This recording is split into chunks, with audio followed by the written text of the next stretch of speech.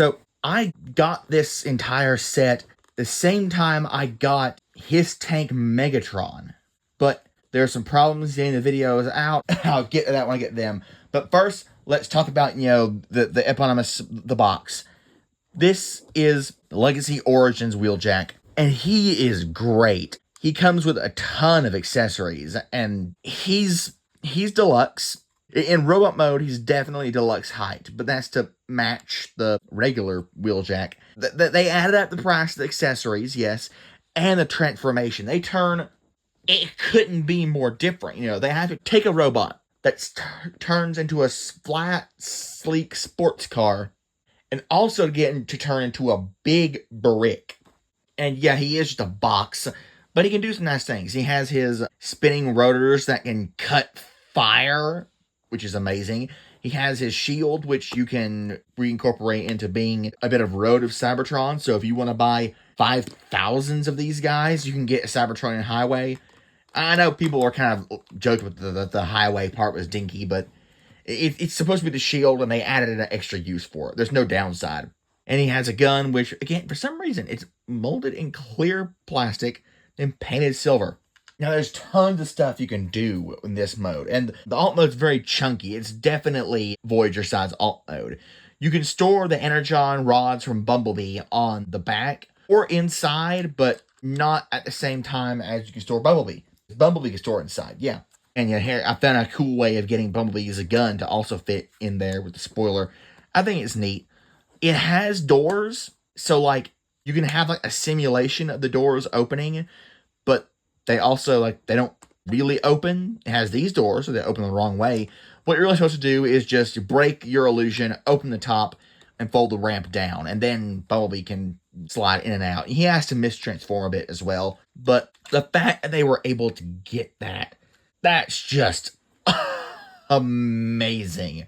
And I just love that so much.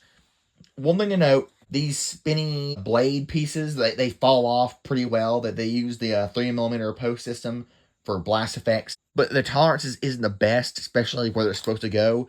So they fall off pretty easily. And, again, you can store them inside, but not with Bumblebee. His transformation is so cool. The way he just compresses. Yes, he has a backpack, but it's not that bad, at least to me, because it's a valiant effort. And for the Voyager price, with the accessories, the complexity of transformation is so cool. So you're going to just continue breaking him apart, basically. Fold this back, fold this up, and then get all of his body out, and there's his head. And just work on all of this, which is so cool. He looks, just watch. All of this is his legs. So you fold this back, rotate this down. You can really do this almost in any order you want to. There's a bit of order operations to it, but you can just you can figure it out. So rotate this around, and then fold everything in. This should tab together, and there is a leg. Crack the arms, bring them open. This allows you to use the razor blades, kind of like an arm-mounted weapon. Bring out the fists somehow, and the fists can rotate. We don't get that all the time with folding fists. Makes Bumblebee's doesn't. Orient everything correctly. And then the backpack. You will fold up the wings. The backpack will kind of slot in to hold the wings in place, but not super securely. And then you just fold it up and clip into place. Not the most elegant solution, and you can still see it, but if you use your mind's eye and it can be ignored. It's not stupidly obtrusive, and it doesn't get in the way of his arms moving backward too much. Yeah, they can't move straight back, but for a lot of poses, you move them back at an angle, it can still work. It's a very, very bulky, but still just what they were able to... They're able to make this guy turn into a van and still look like Wheeljack, which is something Raz the Beast couldn't do.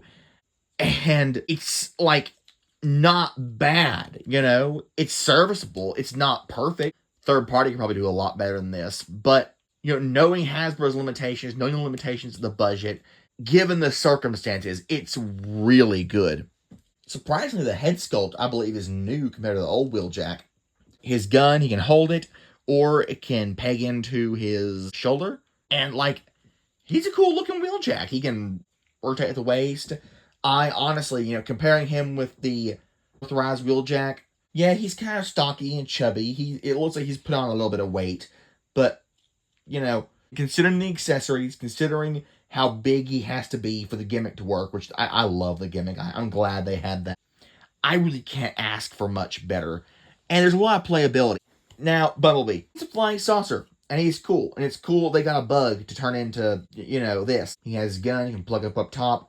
And transformation is really pretty neat. It is like Wheeljacks. There is a common theme among these Cybertronian mode figures where they kind of have to spread out a bunch of kibble and junk over their body.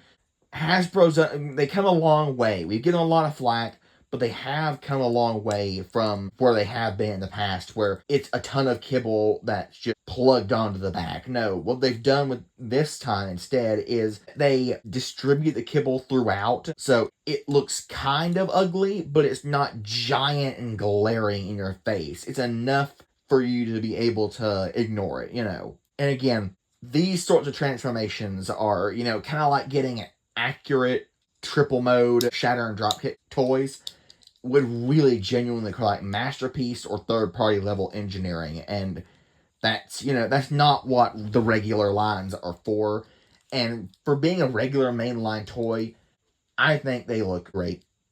The backpack, because of where his arms are, you don't see it that much. It doesn't get in the way. At least to me, the blue might bother some people, but Bumblebee always has sort of a backpack. So this is just a slightly differently shaped backpack. The bell-bottom jeans, that sticks out a bit, but they're not that noticeable. And if you really want to, you can just pop them off. The only other place they could have gone is on the backpack, and that would have bulked the backpack up a bit more. So I think they really wanted to just try to streamline or distribute the kibble throughout so there's not ever too much glaringly obvious kibble in one place. Jazz is honestly the easiest one for them, because he's like, you can see the car inspired. He has a grill, he has a hood, he even has the fins, which wind up on the same place. So he looks really good. And his arms, they kind of, you can see them as being obtrusive and they didn't hide away properly, but I actually like them because it lifts the car up above the ground a little bit, so it looks like it's floating like a hover car. The transformation is really satisfying. I quite love it. You just kind of crack him in half, and then you take a roof, fold it up onto the hood, then you break these things open, fold them down, make sure everything tabs and pins together. Aside from Bumblebee and the Decepticons, there's a lot of nice paint on these guys too. Explains the price and explains some of the compromises they also made. Because you got this whole painted up and nicely detailed faux bumper. And Jazz, the man looks like Jazz. He's got kibble. And it's a bit bulkier than normal, but comparing the two side by side, he doesn't have wheels on him, but he looks like Earth Mode Jazz, especially from the front and from those side angles. Again, he's the best one of them, I think, in terms of the Autobots. He has a gun he can hold. He has this two-piece grappling line thing. Now the Decepticons, the Rainmakers, yes. If you look at the original show, then they had some odd colored Seekers there. So in my mind's eye, these can stand in for those Seekers. But yeah, they look scuffed. The Altmas look great. I don't mind the slight undercarriage. And yes, this is a more interpretive design than the Autobots. They're not straight one for one. There are some upgrade kits you can buy that will fix that. But really, they remind me of this. I think it's Battlestar Galactica sort of ship. Maybe they took inspiration from that. I personally don't mind it. People call them a shell former. I don't think they're shell formers that much. Because, again, because of the undercarriage, a large chunk of the vehicle becomes the robot. And more importantly than that, though, the wings and the nose does not just become kibble on the alternate mode, for Wheeljack or Bumblebee. It's actually, incorporates into part of the robot mode. Iconic design elements that couldn't just be left out. So I don't really think these guys qualify as shell formers. But yeah, this is I got these guys at the same time as I got Cobra Megs. And ever since then, I've been working with, on and off when I have time, just hours of soaking parts of these guys like overnight for like 3 nights straight, and even still then just scrubbing and scrubbing and scrubbing to get the battle damage off. It still won't come off. I got enough off that I'm comfortable with it.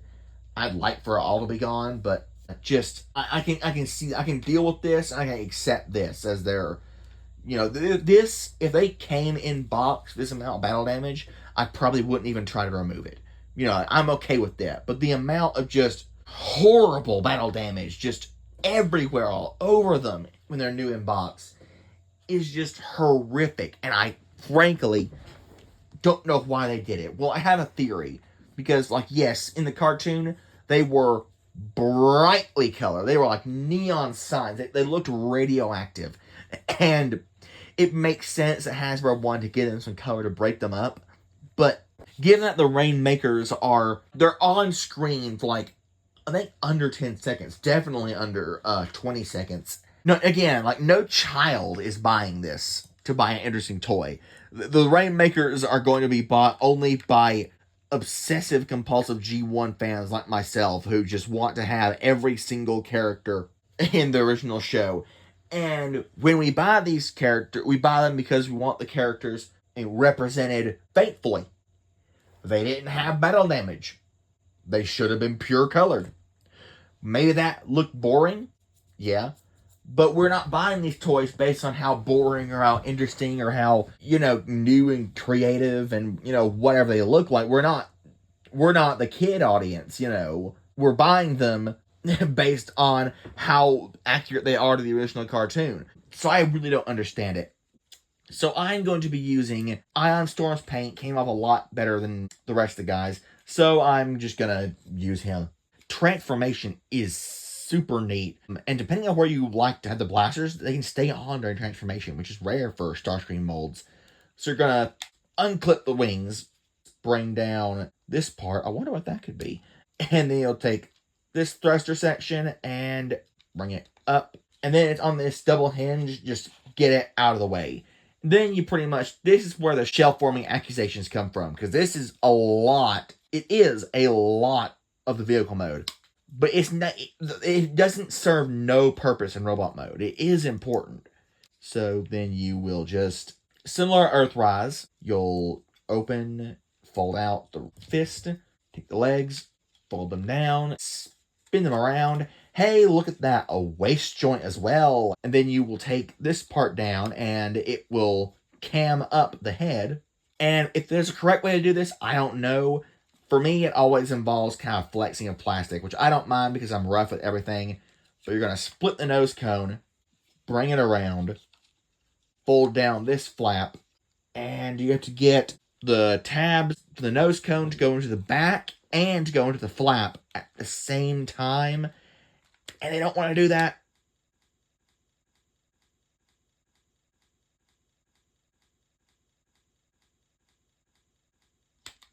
There you go. But look at this. It's a stylized-ish Seeker, but you can stand them next to Earthrise ones, and they look to an untrained eye, they look like they have the same vehicle mode. And that's really what this is supposed to go for. And just like Jazz, they do it perfectly.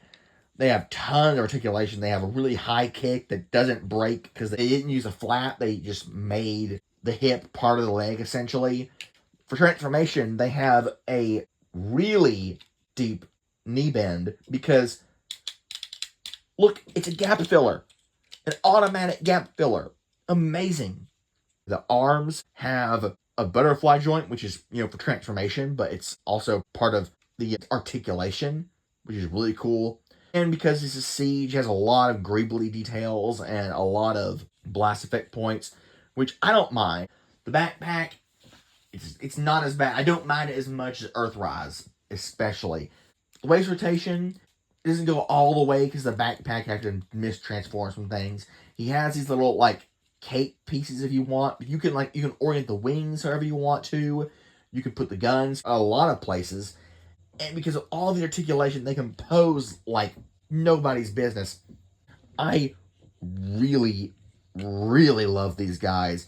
The null rays, yeah, The null rays are a bit obtrusive. They're a bit big and flat, and like I would have liked for them to be a bit more, G1. But like it's again, look at the show. Look at how they transformed. Those guys were shell formers, and the fact that they were able, like, that's not possible. That's not physically possible. These guys would have to be made out of Play-Doh, and it still might not be possible. So the fact that they were able to get these guys, all of them, but especially the Seekers, to like, I personally like them. I think they're really good novelties at the very least, and I couldn't ask better for Mainline. So I think I've rambled enough. That's my opinions on these guys.